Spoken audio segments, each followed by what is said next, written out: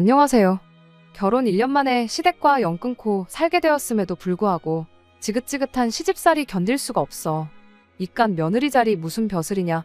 하나도 필요 없으니 때려치겠다 식모자리 사표 집어던져주고 4년 결혼 생활에 종지부를 찍게 된 30대 여자입니다. 조금 지나면 숙려기간도 끝나서 이제 영원히 남남이 되게 되었네요. 이혼을 쉽게 생각한 적은 없어요. 그러니 시댁과 연을 끊기까지 했던 거고요.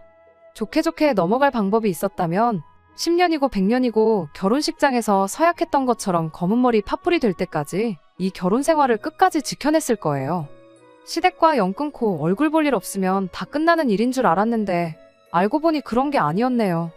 스트레스 때문에 새치가 생겨서 제 머리만 팥뿌리가 되어버렸습니다.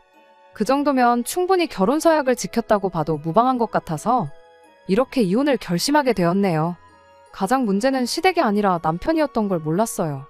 그동안 저 혼자 속만 태우고 알았던 지난 시간을 생각하면 왜 진작에 이혼을 하지 않았을까 하는 후회뿐입니다. 저는 어려서부터 요리하는 걸 좋아했어요. 그 덕에 제 진로도 요리와 관련된 길을 선택하게 되었습니다. 고등학교도 조리과학고등학교를 나왔고 전문대를 진학 후 곧바로 일을 시작했어요. 현재는 제 전공을 살려서 요리 강사로 일을 하고 있습니다. 남편은 제가 요리 강사 일을 시작하고 얼마 지나지 않았을 무렵에 직장 동료의 소개를 받아 처음 알게 되었어요. 그리고 그 만남은 결혼까지 발전하게 되었고요. 이미 결혼 전부터 시어머니하고는 잘 맞지 않았습니다. 결혼 이야기가 오가기 시작하고 처음 시댁에 인사를 드리러 갔을 때 일이에요. 제가 요리 강사로 일을 한다는 말을 들었을 때만 해도 엄청 좋아하셨죠. 우리 아들 맛있는 거 많이 얻어먹겠다고요. 그때까지만 해도 분위기가 좋았는데 시어머니가 벼랑간 저한테 결혼하면 일은 그만두고 집에서 애나 키우면서 남편 뒷바라지나 하는 게 더 좋지 않겠냐는 말을 꺼내왔습니다. 밥하는 거 집에서나 잘하면 되지 굳이 밖에까지 나가서 할 필요 뭐가 있겠냐면서 말이죠. 남편이 화들짝 놀라면서 이 사람 벌이가 얼만데 직장을 그만두라는 소리를 하시냐며 바로 대답을 했습니다. 시어머니가 그 말을 듣고는 돈을 벌면 얼마나 번다고 그러냐며 퉁명스러운 얼굴로 저를 흘겨 쳐다보기 시작했어요. 네 월급이 얼마인지 당장 말해봐라. 내가 듣고 결정하겠다 하는 표정으로 말이죠. 저는 꿀릴 게 하나도 없었습니다. 단순히 취미반 수업만 가르치는 게 아니었고 기능장 과정 강사 일을 하고 있었기 때문에 당장 월급만 비교해봐도 제가 남편보다 벌이가 더 좋았거든요. 단지 시어머니한테 제 월급이 정확히 얼마인지 말하는 게 껄끄러웠어요. 남편이 적당히 받아쳐주기를 기대하고 있었는데 남편은 분위기 파악도 못하고 빨랑 얼마 버는지 말씀드리라고 오히려 저를 보채기 시작했지요. 막상 제 월급을 듣고 나니 시어머니는 당신 아들인 남편보다 제가 돈을 더 잘 번다는 사실도 못마땅해 했습니다. 못 벌면 못 버는 대로 집에서 살림이나 하라 그러고 잘 벌면 잘 버는 대로 아들 기죽는다고 마음에 안 들어하고 도대체 이게 뭐 하자는 플레이인가 싶었네요. 솔직히 제가 더 잘 번다고 해봐야 몇 배씩 버는 것도 아니고 기껏해야 돈 몇십만 원 차이였어요. 그걸 가지고 남편을 우습게 볼 생각은 당연히 없었죠. 애초에 그랬다면 결혼은커녕 연애하던 도중에 헤어졌을 거 아니겠어요? 당장 제 월급이 높다고 하니 시어머니도 더는 저한테 일을 그만두라 마라 말은 못하셨지만 계속해서 제가 내조를 잘해야 남편도 기가 살고 기가 사는 만큼 회사에서 능률도 올라서 승승장구하는 거 아니겠냐고 같은 말을 계속 돌려서 말하기 시작했어요. 하고 싶은 말이 한두 마디가 아니었지만 결혼 허락 받으러 와서 파토 내고 갈 것도 아니고 그냥 참았습니다. 그나마 남편이 그때는 중간 역할을 해줬어요.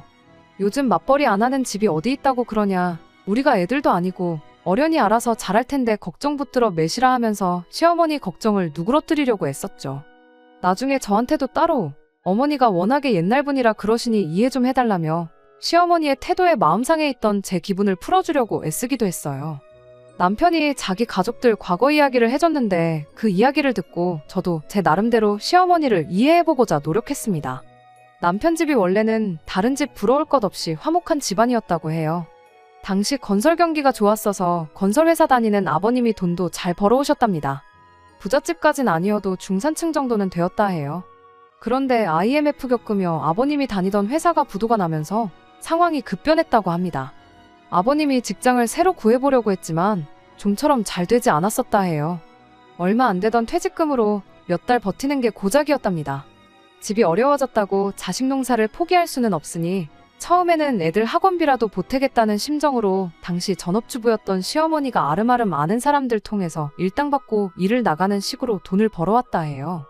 아버님도 나름 노력을 했지만 도무지 직장이 구해지지 않았답니다. 아버님이 집에 계시는 시간이 길어지면서 생활비도 바닥을 보이기 시작했다고 하고요. 결국 어머님이 매일같이 일을 나가 돈을 벌어오게 되었다고 합니다. 그 후로 집에 혼자 있던 아버님은 세상 일이 잘 풀리지 않아 답답하다며 대낮부터 술을 그렇게 드셨다고 해요. 한 번은 시어머니가 집에서 그렇게 술이나 마실 시간에 공사판이라도 나가서 돈을 벌어오라고까지 했다고 해요. 아버님은 나같이 엘리트 코스를 밟은 사람이 어떻게 공사판에 나가서 일을 하겠냐며 거절을 하셨고, 그렇게 술독에 빠져 살면서 자격지심까지 생기게 되었답니다. 술이 얼큰이 오르면 괜히 집에 있는 남편과 신우한테 니들도 이 애비가 우습게 보이냐며 성질을 부리곤 했다더라고요.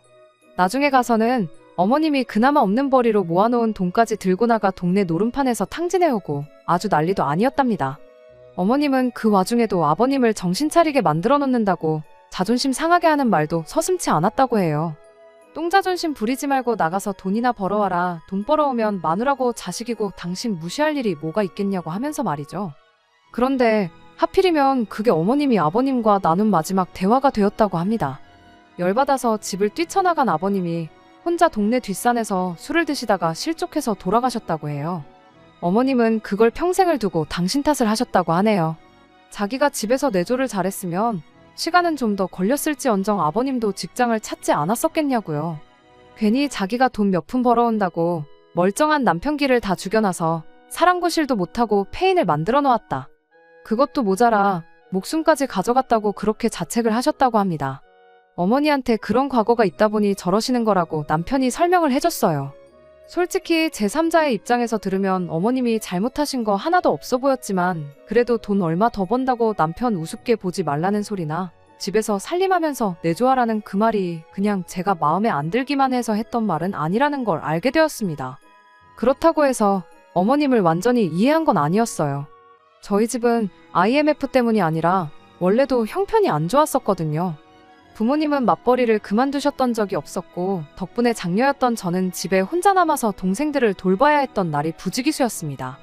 동생들 밥 챙겨주고 하면서 그때 처음 요리에 취미를 갖게 되었고요. 4년째 안 가고 전문대 들어가 곧바로 일을 시작한 것도 여전히 저희 집 형편이 넉넉한 편은 아니기 때문에 조금이라도 보탬이 되고자 그랬던 거예요. 힘든 시기는 누구나 가지고 있는 법인데 어머님 안 좋았던 과거의 일 하나 때문에 여태까지 쌓아온 제 경력을 포기하고 싶은 마음은 없었습니다. 남편 혼자 외벌이를 시켜서는 생활비에 대출금, 택도 없었기도 하고요. 제 맡은 바 책임을 다하고 하루하루 열심히 살고 있으면 언젠간 그 노고를 이해해 주시겠지 그렇게 생각했고 어머님께는 저는 결혼한다고 해서 일을 그만둘 생각은 없다는 뜻을 확실히 전한 뒤 남편과 결혼을 하게 되었습니다. 결혼식 날까지는 그 어떤 문제도 없었어요. 어머님과 정리해야 할 문제들은 다 정리했으니 그냥 앞으로 행복하게 살기만 하면 되겠다 싶었습니다. 하지만 결혼 후에도 시어머니는 저에게 도무지 마음의 문을 열려고 하지 않았어요. 오히려 사소한 일에도 트집을 잡기 시작하며 소위들 말하는 시자짓, 시월드 시집살이가 시작되었습니다. 처음에는 저도 언젠간 내 진심을 알아주겠거니 하고 참아보려고 했어요. 쉬는 날이면 한 달에 2-3번씩 시댁에 가서 직접 음식도 해드리고 용돈도 두둑하게 챙겨드리고 제 나름의 방법으로 시어머니와 가까워지려고 노력했습니다. 저희가 결혼하고 1년이 지날 때쯤 신우네도 결혼 이야기가 나오기 시작했어요. 신우하고도 잘 지내보려고 시도를 했었는데 엄마가 싫다는데 딸이라고 저를 좋아할 리가 만무했죠. 시어머니가 신우 결혼 때문에 기니 할 말이 있다고 저를 따로 불러낸 적이 있어요. 그때 시댁과 연을 끊기로 결심을 했습니다. 시어머니가 사돈 댁, 그러니까 신우네 시댁 식구들을 집에 초대할 생각인데 저보고 와서 그날 음식 준비를 하라고 하더군요. 폼나게 호텔에서 나오는 것처럼 코스 요리로 한번 준비해보라고요. 아무리 시어머니와 신우랑 관계 개선을 하고 싶던 저였지만 그것만큼은 하고 싶지 않았어요. 애초에 제가 신우네 시댁 먹을 밥상을 차릴 이유조차 없었고요. 그래서 싫다고 거절했더니 밖에서는 시키지도 않은 음식을 하고 다니면서 가족들 먹을 밥 한 번을 차리기가 그렇게 싫으냐며 저한테 한 소리를 하더군요. 며느리 대접까지는 바라지도 않았는데 제가 나서서 밥도 해드리고 용돈도 드리고 했더니 저를 아예 돈 가져다 바치는 식모 정도로 생각하는구나 싶었죠. 내 딸이 결혼하는데 그 정도도 못 해주냐고 언성을 높이던 시어머니는 그럼 신우 결혼하는데 뭐라도 하나 해주라면서 제 돈 1,000만 원을 요구하더군요. 남편과 같이 모으는 공동자금이 아니고 제가 따로 모으는 제 돈으로 1,000만 원을요. 그래서 그때 그냥 시댁에 관한 모든 걸 포기하기로 했습니다. 신우 결혼할 때 1,000만 원은 아니고 제 돈으로 100만 원 해줬어요. 그 후로 시댁과는 아무것도 얽히지 말자고 다짐했습니다. 나도 할 만큼 했다. 뭐 그런 소리죠. 괜히 며느리 싫다는 시자들이랑 친해져 보겠다고 내 마음 써가며 내 마음 상해가면서 노력할 이유가 전혀 없으니까요. 괜히 신우, 시어머니 일 가지고 남편한테 서운하다고 싸울 일도 없을 테고 시어머니가 저 대신 인생 살아주는 것도 아니고 신우가 저 대신 결혼 생활 해주는 것도 아닌데 그냥 남편하고 알콩달콩 둘이서만 잘 살자 그렇게 생각했습니다. 그 후론 그냥 시댁에 관련된 모든 것에 관심을 끊었어요. 이따금씩 드렸던 안부 전화도 끊어버렸죠. 어차피 전화해봐야 아침에 걸면 아들 아침밥 챙겨줬냐, 저녁에 걸면 저녁에 건대로 저녁밥 챙겨줬냐 하면서 귀한 아들 밥 걱정이나 하고 많은 게 뻔한 레파토리였거든요. 그게 아니면 돈이다가 아니라면서 일 그만두고 남편 내조나 잘해주라는 이야기뿐이었죠. 제 나름대로 어머님과 가까워지고자 했던 안부 전화였는데 1년 넘는 시간 동안 어머님이 저보고 밥은 먹었냐고 물어본 적은 단 한 번도 없었습니다. 딱히 할 말도 없는데 억지로 안부 전화하는 것도 스트레스였는데 단칼에 끊어내니 너무 편하고 좋았어요. 그런데 한 달쯤 지났나 시어머니한테 연락이 먼저 오더라고요. 아들 소식이 궁금해서 전화했다시길래 전화를 잘못 거신 것 같다고. 저한테 걸 게 아니고 남편한테 하셨어야 하는 거 아니냐고 대답했죠. 어머님은 우리 아들 일하느라 바쁜데 방해되게 어떻게 전화를 하냐고 하시더군요. 저도 똑같이 일하는 사람이고 저도 바빠서 전화할 시간 없다고 대답했죠. 어머님은 제가 바쁘다는 소리에 아무리 바빠도 우리 아들 저녁밥은 꼭 챙겨주라며 또 아들 밥 걱정을 하기 시작했어요. 그러면 안 됐는데 저도 그동안 쌓인 게 있다 보니 시어머니한테 모진 소리를 하게 되었습니다. 어머님이 아들 식사했는지 챙기실 때 저는 밥 먹었냐고 챙기셨던 적이 단 한 번이라도 있으시냐? 왜 어머님이 아버님하고 있었던 과거의 후회를 가지고 저한테 할 필요도 없는 내조를 강요하시느냐 따졌어요. 제가 어머님 대신 어머님 아들 밥 차려주려고 결혼한 거 아니라고 그깟 내조 안 해줬다고 제 풀에 무너질 팔푼이었으면 결혼도 안 했을 거다. 아들 밥 걱정은 이제 그만하시고 정 걱정되면 아들 돌려드릴 테니 저 대신 밥 챙겨주시라 한마디 했습니다. 혹시나 이런 일로 어머님과 또 원성 높여야 하는 상황이 있으면 저도 시어머니한테 대드는 며느리가 되고 싶지는 않으니 진짜 이혼도 한번 고려해보겠다고 했습니다. 처음엔 시어머니도 지금 며느리가 시험이 협박하는 거냐며 노발대발하셨지만 막상 장가보낸 아들을 되돌려받고 싶지는 않았는지 그 이후로 별다른 이야기는 없었습니다. 그날 남편하고도 대판 싸웠죠. 그냥 어른도 아니고 세상에 단 한 명밖에 없는 우리 엄마, 네 시어머니인데 말버릇이 그게 뭐냐고 말이죠. 저도 며느리는 뭐 둘씩이나 있느냐고 되물었어요. 혹시나 나 말고 다른 며느리가 있는 거면 그 사람한테 진짜 며느리 자리 양보해 줄 테니 이런 일로 스트레스 받게 만들지 말아달라고 했죠. 제가 이렇게 나오니 남편도 아무 말도 더 하지 못하고 말더라고요. 그리고 그 일이 있던 뒤로 시어머니는 제게 더 이상 전화를 걸어오지 않았어요. 당연히 일 그만두고 집에서 아들 밥이나 챙겨주라는 말도 더 이상 들을 일 없었죠. 신우하고는 원래 연락도 주고받던 사이가 아니니 그렇다 쳐도 남편 또한 제가 시어머니한테 잘하기를 기대하지 않았습니다. 이 이후로 저는 남편과 사이가 더 나빠지면 나빠졌지 좋아질 게 없다고 생각했는데 오히려 그 반대였어요. 제 인생에 시어머니랑 신우를 빼버렸을 뿐인데 남편하고는 오히려 사이가 더 좋아졌습니다. 제가 스트레스를 받을 일이 없는 만큼 저는 긍정적인 기운이 넘쳐나기 시작했던 거고 그 기운이 결국 실제 생활에 영향을 미쳤던 탓이라고 생각했어요. 애초에 연애를 길게 했던 것도 결혼을 결심했던 것도 남편이 애초에 저와 성격도 취향도 잘 맞는 그런 사람이었기 때문이었으니까요. 조금 양심에 찔리긴 하지만 이렇게 저만 시댁과 연 끊고 지내면 아무런 문제 없이 잘 살 수 있을 거라고 생각했습니다. 이 결혼 생활이 안에서부터 골마 썩어 들어가고 있었다는 걸 그때는 몰랐어요. 시댁에는 그날 이후로 단 한 번도 가지 않았습니다. 갈 일이 있으면 남편만 혼자 보냈어요. 명절과 어버이날, 생신 때는 시댁에 가는 대신 그냥 용돈 봉투 하나 만들어서 남편 손에 들려보냈습니다. 적어도 제 딴에는 해야 할 도리는 했던 거예요. 이건 중간 역할을 여지껏 방관해온 남편이 지 손으로 쌓아놓은 업보라고 생각하려고 하고 있었지만 언젠가부턴 혼자 시댁에 다녀오고 그러는 남편이 신경 쓰이기 시작했습니다. 그때쯤 남편이 저한테 부탁을 하나 하더라고요. 다른 날은 따로 부탁은 안 하겠는데 명절 때 가져갈 명절 음식 좀 해주면 안 되겠냐고요. 시어머니하고 다툰 뒤 얼마 지나지 않아서였다면 분명히 내가 왜? 하고 거절했겠지만 안 그래도 남편한테 마음이 쓰이는 와중에 물어본 거라 그냥 넘길 수가 없어서 이유가 뭐냐고 물어봤어요. 남편이 머뭇거리면서 대답하기를 시어머니가 제가 시댁과 연 끊기 전에 명절마다 가서 해줬던 음식을 먹고 싶다고 몇 번을 말씀하셨다고 하더라고요.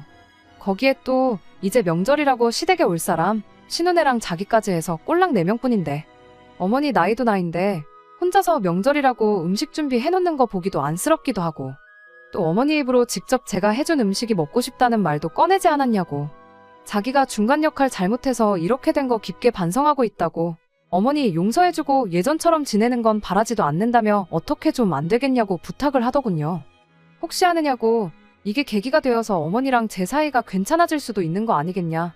신우야 뭐 엄마 편이니까 저한테 차갑게 구는 거고 어머니랑 사이가 좋아지면 신우랑도 덩달아 관계가 개선될 수 있지 않겠냐면서 몇 번을 부탁하는데 썩 설득력이 있는 이야기는 아니었습니다만 그때는 저도 마음이 약해져서 그렇게 하기로 했습니다. 그 후로 남편이 부탁한 대로 딱 추석과 설날 2번만 시댁에서 먹을 명절 음식들 몇 개를 해서 남편 손에 들려보내기 시작했죠. 기대도 안 했지만 뭐 잘 먹었다는 연락이 왔던 적은 없었어요. 첫 번째는 저도 나름의 기대가 있었지만 그 기대마저 사라지게 되었고 나중에는 그냥 의무감으로 음식 몇 개 해서 들려보내게 되었습니다. 혼자서 빈손으로 시댁에 다녀오던 남편 표정이 전보다 밝아 보였으니 그냥 그걸로 만족하려고 했었죠. 그리고 지난 추석이었습니다. 친정어머니가 원래 음식 관련해서 저한테 부탁을 하시는 분은 아닌데 큰집 제사 일로 저한테 갈비찜 좀 해달라는 부탁을 해오셨어요. 추석 전에 어머니께서 허리를 삐끗하신 게 있어서 가서 아무것도 안 하기 눈치가 보이신다고 음식이라도 해서 가져가면 눈치가 조금 덜 보이겠다고요. 재료값이며 수고비며 다 쳐주시겠다고까지 하셨고요. 어차피 시댁에 보내던 음식 중에 갈비찜이 있었고 큰 솥에 고기 더 넣고 양념장 넉넉하게 만들어 삶기만 하면 되는 거니 그거 나눠서 친정에도 드리고 시댁에도 보내고 하면 되겠거니 싶어서 알겠다 했습니다. 그리고 명절 전날 저녁에 음식 미리미리 다 준비해놓고 잠에 들었습니다. 시댁에 가져갈 것들은 따로 다 준비해서 챙겨놓았는데 갈비찜을 나눠 담을 솥이 따로 없어서 그것만 따로 나눠놓지 않았어요. 친정어머니께서 오는 길에 적당히 큰 솥을 가져오시겠다 했었거든요. 친정어머니 먼저 덜어드리고 남은 거 남편 손에 들려서 보내면 되겠거니 하고 잠에 들었던 거죠. 전날 조금 늦게까지 음식 준비를 해서 그런가 다음날 늦잠을 자게 되었는데 일어나고 보니 남편이 집에 없더라고요. 전화를 해보니 제가 깊게 잠든 것 같아 안 깨우고 먼저 출발했다고 하는데 문제는 나눠놓지 않은 갈비찜을 남편이 전부 들고 가버린 거예요. 남편한테 그걸 다 가져가면 어쩌냐고 도로 가져오라고 말을 했는데 시댁 도착하자마자 자기는 술을 마셔서 운전하기가 좀 그렇다고 하더군요. 어떻게 해야 하나 싶은 와중에 친정어머니가 도착하셨는데 그냥 빈손으로 가겠다고 말은 그렇게 하셨지만 조금 난감해하는 눈치였습니다. 큰집의 말은 다 해놨는데 어쩌냐며 고민이 많아 보였어요. 시댁이 그렇게 먼 거리가 아니었다 보니 눈 딱 감고 친정어머니 차 끌고 주차장에서 갈비찜만 덜어가지고 오자 이 생각으로 시댁을 향해 출발했습니다. 가는 길에 남편한테 전화를 했는데 시댁에서 즐거운 시간을 보내고 있는 건지 도무지 전화를 받지 않았어요.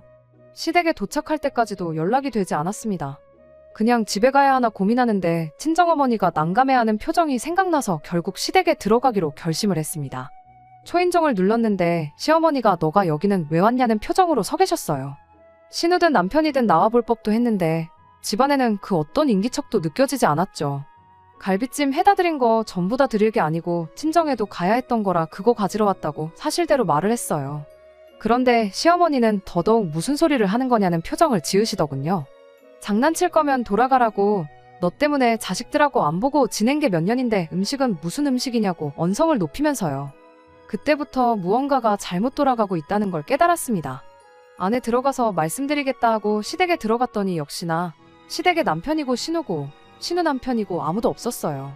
어머님이 혼자 TV 보면서 식사하고 계셨던 것 같은데 거실에 상 펴놓고 콩나물국 하나 떠놓고 마른 반찬 몇 개 꺼내놓은 게 전부였죠.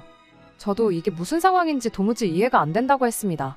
그리고 제가 시댁의 발길을 끄는 뒤부터 남편 통에 용돈도 보내드리고 음식도 해서 보내드리지 않았느냐 물었더니 자꾸 무슨 귀신 씨나라 까먹는 소리를 하고 자빠졌냐며 저보고 술 한잔 했느냐 물으시더라고요. 술 한잔 이야기가 나와서 말인데 남편이 어머님 댁에서 벌써 술 한잔해서 자기가 집까지 못 오겠다고 하길래 제가 차 끌고 직접 온 거라고 말씀드렸죠. 이럴 게 아니고 남편한테 한번 전화해보는 게 어떻겠냐고 제안을 했어요. 제가 전화할 땐 한 통도 안 받더니 시어머니가 전화하니까 바로 받더군요. 어머님이 지금 며느리가 명절 음식이 어쩌고 하면서 여기 와 있는데 이게 다 무슨 상황인 거냐고 물으니 전화기 너머로 남편이 허둥지둥하는 소리가 다 들려왔습니다. 친정어머니껜 조금 문제가 생긴 것 같다고 연락드리고 큰 집에는 제가 따로 죄송하다고 연락드리겠다 말하고 시댁에서 남편이 오기를 기다렸습니다. 1시간 정도 지나서 남편이 도착했는데 저랑 어머님이 이 상황이 다 뭐냐고 묻기도 전에 먼저 자기가 설명을 하겠다며 전부 실토하더군요. 자초지종은 이랬습니다. 일단 남편 또한 제가 시댁의 발길을 끄는 이후로 명절이라고 시댁에 혼자서 다녀간 적이 없었던 거예요. 시댁에 가는 대신 아직 결혼 안 해서 총각인 친구들 불러 모아 연휴라고 산이고 바다고 여기저기 놀러 다니다 왔던 거였죠. 남편 손에 들려보냈던 어머님 용돈은 남편이 노는데 홀랑 다 써버렸다는 겁니다. 그러면 음식은 어떻게 된 거냐고 물었더니 우물쭈물하다가 또 전부 털어놓더군요. 음식은 신우한테 다 줬답니다.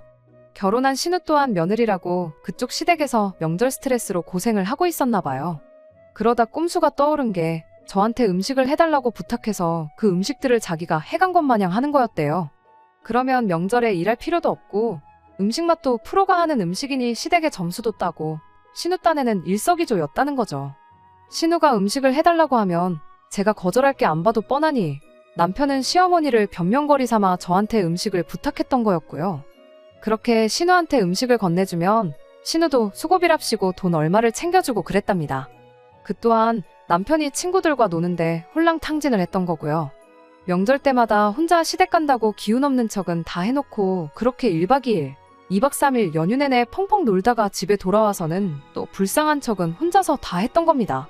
그제서야 자기가 생각이 짧았다며 싹싹 빌기 시작하는데 이걸 남편이라고. 시댁 연까지 끊어가면서 둘이서만 행복하게 지내면 되는 거 아니겠냐며 이혼만큼은 하지 말자고 몇 번이나 다짐했던 제가 다 멍청이처럼 느껴졌어요.